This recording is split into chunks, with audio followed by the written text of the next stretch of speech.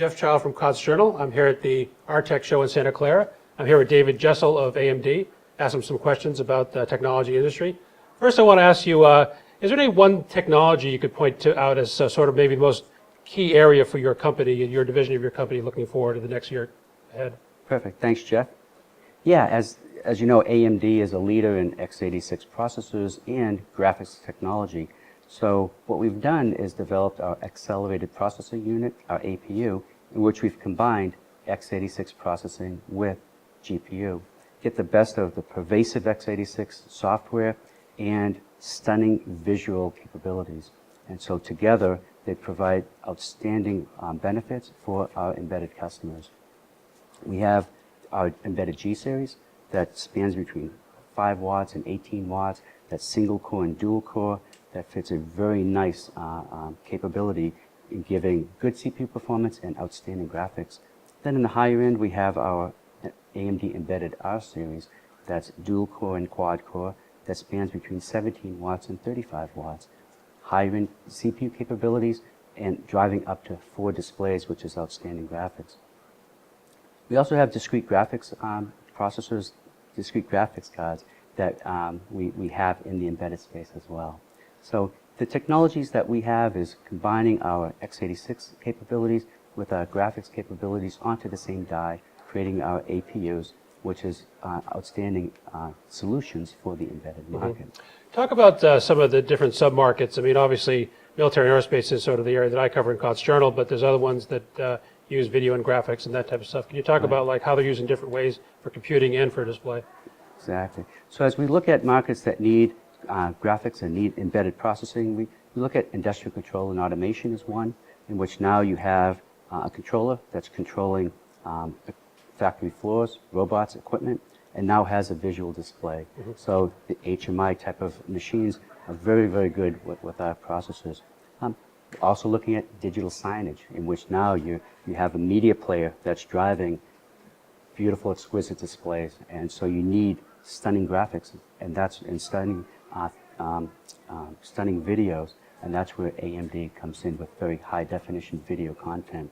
So kiosks, point-of-sale terminals, ATMs, display walls. We have display walls that we can drive up to 6 displays for our embedded processors, and our AMD FirePro workstation line supports many, many display walls, which is just visually just stunning. Right, sure, yeah. So there's a wide range of markets that we're definitely focused on, that in the embedded space, in which we have many partners that are developing small form factor boards, from the Q7s, the Nano ITX, Pico ITX, and Mini ITX form factors, Com Express. There's dozens of form factors that are supported on AMD to help penetrate this embedded space.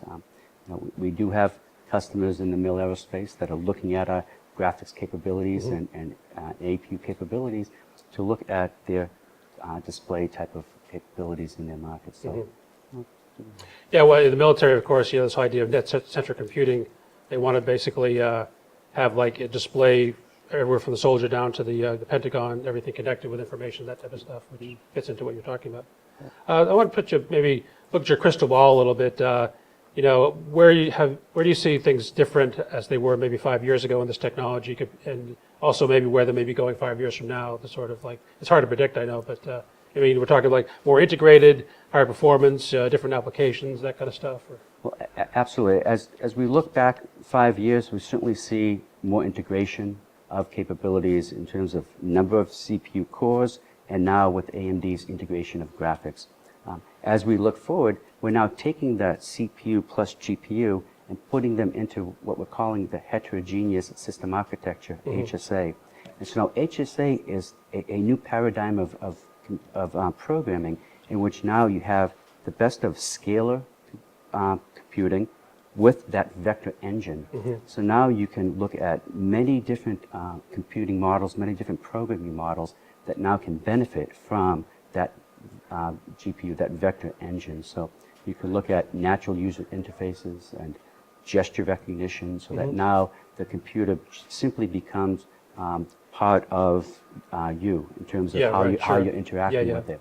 And so in the military, that's certainly a way of now adapting the capabilities that they need in this new compute paradigm. So as we see the usual smaller, faster capabilities, now we're even integrating a more better programming model that can give us that next generation type of capability through now programming the GPU and the CPU together. Okay. And we have the OpenCL programming model that's used for developing those solutions, and so it's coming together. I will say that we at the show announced our or the Gizmo board was announced as an AMD G Series board. It's a beautiful development board in which now we partners such as Sage Electronics implementing Core Boot as well as implementing their development tools. They have a debugger, a JTAG debugger tool, an IDE debugger, as well as Biosoft, more development tools, and Texas Multicore that's now taking the programming of single-threaded and now moving it to multi-threaded CPUs. Yep, right. So it's a wonderful programming model or development tool. So that as we're looking at the HSA capabilities, this is a stepping stone of being able to now help the community really jump in and start playing with it, adopting our G series to R series to our future processors that now implement even more of this heterogeneous system architecture. So it's a exciting future, and so we're looking forward to it. Yeah, trying to make it easier for the users. Yeah, very good. Thanks for your time, David. Appreciate it. Thank you, Jeff. Really appreciate it.